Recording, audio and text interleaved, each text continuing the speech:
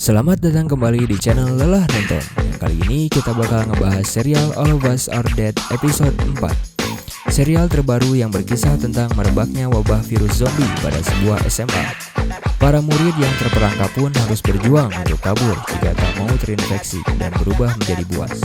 Oke, langsung saja tanpa basa-basi kita mulai alur ceritanya. Scene diawali dengan diperlihatkannya seorang vlogger yang akan pergi ke kota Hyosan untuk meliput kejadian tersebut. Ia memang sengaja meliput kejadian itu dan membuktikan bahwa di kota tersebut memang terjadi wabah zombie. Ia terus merekam kejadian yang berada di kota itu, yang dimana kota tersebut sudah penuh dengan para zombie. Scene lalu memperlihatkan Ibu Chongsan sampai di sekolah Hyosan. Ia melihat kondisi sekolah sudah banyak yang terkena virus zombie, dan di atas sekolah tersebut sebuah helikopter sedang berpatroli. Ia pun memberanikan diri masuk untuk mencari putranya. Lee Chong-san yang juga sedang sedih karena kehilangan sahabatnya Gyeong-su, ia dihibur oleh Onjo dengan menanyakan apakah kau baik-baik saja dan mengatakan kepadanya bahwa ia harus kuat. Mereka berdua sama-sama kehilangan sahabat dekat mereka. Lalu Onjo mengatakan apakah di luar baik-baik saja? Chong-san pun menjawab ayahmu pasti baik-baik saja, tapi mungkin tidak dengan ayah dan ibu Chong-san yang seorang penjual ayam goreng. Sementara itu, Ibu Chong-san yang sampai di halaman sekolah, ia menemukan Gyeong-su dan menanyakan putranya. Gyeong-su yang sudah berubah menjadi zombie pun langsung menyerang Ibu Chong-san dan akan menggigitnya. Namun naas, Ibu Chong-san tergigit oleh para zombie yang juga datang menghampirinya. Kembali ke ruang siaran, Chong-san mengatakan kepada siswa yang lain bahwa ia tidak mendengar teriakan ketika Nayeon dan Ibu Park keluar. Para siswa pun merasakan demikian dan Dae-soo mengatakan mungkin mereka berdua masih hidup. Lalu Jimin berkata kepada para siswa yang lain apakah ia pantas untuk hidup. Ia adalah seorang pembunuh dan ia keluar sendiri dari ruangan tanpa disuruh. Lalu Jang Woo-jin mengatakan kepada Jimin bagaimana dengan Ibu Park. Apakah ia harus mati juga? Jimin lalu mengatakan bahwa itu bukanlah salah kita. Kita tidak mengusir Nayeon dan Ibu Park dari ruangan ini. Para siswa pun terdiam dan mereka merasa bersalah atas apa yang telah terjadi.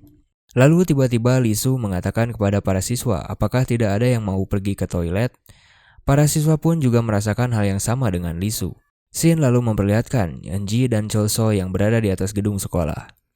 Eunji mengatakan kepada Cholso bahwa tidak ada yang peduli dengan sekolah. Kalaupun ada yang peduli pasti sudah ada yang datang menyelamatkan mereka. Eunji berkata bahwa ia berharap sekolah terbakar habis sehingga tidak ada lagi yang membuli mereka berdua. Kembali ke ruang siaran, Dae-soo memiliki sebuah gagasan untuk buang air di ruangan tersebut dengan menggantung di jendela seperti sedang buang air besar di atas tebing. Namun para siswa tidak setuju dengan ide yang ia punya dan lebih baik menahannya saja. Onjo lalu mengatakan bahwa penyelamat masih lama datang ke sekolah tersebut. Kemungkinan kondisi di luar sama seperti di sekolah. Ia teringat dengan perkataan ayahnya, dalam kondisi darurat ia harus membuat toilet darurat dan harus terpisah dengan tempat tidur. Ia lalu mengatakan bahwa kita harus membuat toilet darurat di ruang rekaman. Sama halnya dengan ayahnya yang sedang terisolasi di kantor dewan, ia mendapat laporan dari ketua bahwa helikopter penyelamat akan datang pukul 11 siang dan akan mendarat di atas gedung tersebut. Dan ia mengatakan pertama-tama kita harus membuat toilet darurat. Onjo dan para siswa lainnya lalu bekerja sama untuk membuat toilet darurat tersebut dan mengarahkan para siswa untuk saling membantu. Begitupun yang dilakukan oleh ayahnya di ruang dewan yang juga sedang membuat toilet darurat. Setelah masalah mereka untuk pergi ke toilet sudah selesai, Namra mengatakan bahwa tidak akan ada penyelamat yang datang. Ia mengatakan bahwa ibunya akan mengobrak-abrik sekolah untuk menemukannya, tetapi ia pun tidak datang. Para siswa lain mengatakan bahwa kita jangan pesimis dan pasti akan ada yang datang untuk menyelamatkan kita. Lee Soo lalu mengatakan kepada para siswa lain bahwa kita harus menunggu sampai esok pagi. Di sisi lain, ayah Onjo mengatakan kepada ketua dewan bahwa ia meminta izin untuk pergi meninggalkan kantor tersebut, untuk pergi mencari putrinya. Namun ketua dewan tidak mengizinkan ia untuk pergi dari kantor tersebut. Ia mengatakan bahwa dalam kondisi seperti ini bukanlah dirinya saja yang mengalami kondisi yang sama. Lagi pula, ayah Onjo adalah seorang pemadam kebakaran yang memiliki tanggung jawab yang besar untuk menyelamatkan banyak orang, dan bukan meninggalkannya. Lalu ayah Onjo pun terdiam mendengar perkataan ketua dewan. Scene lalu berpindah memperlihatkan Guinam yang sudah keluar dari dapur. Ia melihat sebuah sepeda yang akan dipergunakannya untuk kabur dari sekolah tersebut. Lalu ia pun berlari ke tempat sepeda tersebut berada. Namun sial, sepeda tersebut pun rusak dan tidak bisa digunakan. Ia pun lalu memutuskan untuk meninggalkan sepeda itu dan berlari menyelamatkan diri sampai ia masuk ke ruangan kepala sekolah. yang dimana kepala sekolah juga sedang bersembunyi dari zombie. Di ruangan tersebut, Guinam terus menusukkan pisaunya kepada para zombie untuk menyelamatkan nyawanya. Shin lalu memperlihatkan siswa yang terjebak di toilet sekolah. Mijin mengatakan bahwa hari sudah gelap dan kita harus bergerak. Mijin lalu mengatakan kepada Hari untuk membawa panahnya dan bergerak. Namun Hari menolak ajakan dari Mijin. Mijin lalu mengatakan kepada Hari bahwa para atlet hanya bisa diam saja dan menunggu. Ia lalu mengatakan bahwa menjadi atlet memanglah sangat mudah, hanya bisa memanah dan menghasilkan uang. Dengan perkataan Mijin, Hari pun tersinggung dan mengatakan kepada Mijin bahwa ia tidak mengetahui apa-apa. Mereka pun lalu bertengkar dan terjadi perkelahian satu sama lain. Namun mereka pun akhirnya bisa direlai oleh Jonsung dan Min-jae. Shin lalu berpindah memperlihatkan detektif yang kembali masuk ke ruang interogasi dan baru mengetahui keadaan di luar. Ia mengatakan kepada Pak Lee bahwa di luar kondisi sangat kacau akibat dari perbuatannya. Pak Lee mengatakan kepada detektif tersebut bahwa ia sudah memperingatkannya, tapi tidak ada yang percaya. Ia lalu menceritakan kisahnya bahwa anaknya selama ini selalu dibully oleh siswa yang lain dan hampir saja bunuh diri. Ia sudah melaporkan hal tersebut kepada pihak kepolisian agar siswa yang terus membuli anaknya dihukum. Tetapi laporan ia dianggap berlebihan karena mereka hanyalah seorang anak-anak dan hal tersebut adalah hal yang biasa. Ia juga menceritakan bahwa kepala sekolahnya pun mengatakan bahwa itu hal yang biasa dan jangan dibesar-besarkan, karena bisa merusak reputasi sekolah. Ia sangat sedih dengan kondisi anaknya yang selalu mendapat bulian dari siswa yang lain, sampai ia memutuskan untuk membuatnya menjadi lebih kuat agar anaknya tidak mencoba bunuh diri lagi. Ia tersadar bahwa ia hidup dalam sistem kekerasan dan orang kecil sepertinya tidak bisa merubah sistem tersebut. Namun detektif tersebut mengatakan bahwa dirimulah monster yang menciptakan kekerasan itu. Dan detektif tersebut menanyakan kepada Pak Lee, adakah obat antivirus untuk mengakhiri kondisi ini? Dan Pak Lee pun menjawab bahwa obat itu tidak ada. Detektif Jae-il pun mengatakan kepada Pak Lee, kita harus pergi dari kantor ini karena kita diperintahkan untuk evakuasi. Saat para tahanan dipindahkan untuk evakuasi, para zombie pun mulai berdatangan ke kantor tersebut dan saat detektif Jae-il membawa Pak Lee, mereka mendengar suara tembakan di kantor itu. Ia melihat para zombie sudah naik ke kantor itu dan menyerang detektif Jae-il. Pak Lee hanya terdiam dan menyeringai melihat kondisi tersebut terjadi. Ia pun lalu tersadar dan menolong detektif Jae-il. Namun sial, ia pun tergigit oleh zombie tersebut. Detektif Jae-il lalu membawa Pak Lee, namun Pak Lee mengatakan bahwa laptopnya berada di ruang sains sekolah dan ada solusi untuk menyelamatkan kondisi ini di laptop tersebut. Pak Lee lalu mendorong detektif Jae-il untuk pergi dan menahan para zombie dan akhirnya Pak Lee pun tergigit oleh para zombie tersebut. Detektif Jae-il pun pergi keluar dari kantor itu dan melihat kondisi di luar sudah kacau. Ia berlari ke arah sebuah mobil dan mendapati seorang rekannya yang terjepit. Lalu Shin memperlihatkan kembali ke kantor tersebut, memperlihatkan Pak Lee yang sudah berubah menjadi zombie. Detektif Jae-il mengatakan kepada rekannya sebuah rencana untuk pergi ke Badan Nasional Penanggulangan Bencana untuk memberitahukan agar mengambil laptop yang berada di ruang sains sekolah Hyosan. Shin pun memperlihatkan hari sudah pagi. Scene tersebut memperlihatkan para siswa tersebut masih tidur. Chong-san yang sudah terbangun lalu melihat ke arah jendela dan mengatakan bahwa tidak ada yang datang. Dan melihat rombongan helikopter yang terbang ke arah lain. Di sisi lain, siswa yang terjebak di toilet akhirnya memutuskan untuk pergi dari toilet tersebut. Mijin mengatakan bahwa kita harus keluar lewat pintu gerbang belakang, karena itu jalan yang tercepat. Namun Hari mengatakan bahwa ia akan pergi ke lantai 2 karena adiknya berada di lantai tersebut, dan memastikan bahwa ia selamat. Akhirnya terpaksa Mijin pun mengikuti Hari untuk pergi ke lantai 2. Shin kembali ke ruang siaran. Jimin mengatakan kalaupun penyelamat datang, mereka tidak akan bisa menemukan kita berada di sini. Onjo mengatakan kepada siswa yang lain, kita harus membuat sinyal bantuan. Ia mengatakan bahwa ayahnya pernah mengajarkannya membuat sinyal bantuan internasional.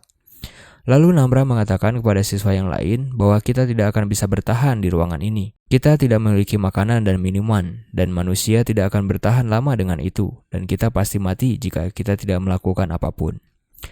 Dan Namra mengatakan bahwa kita harus mencari lebih tahu banyak informasi sebelum bertindak. Lalu para siswa lain mengatakan bagaimana mencari informasi dalam keadaan seperti ini. Chong-san lalu mengatakan bahwa kita bisa mencari informasi jika kita memiliki ponsel.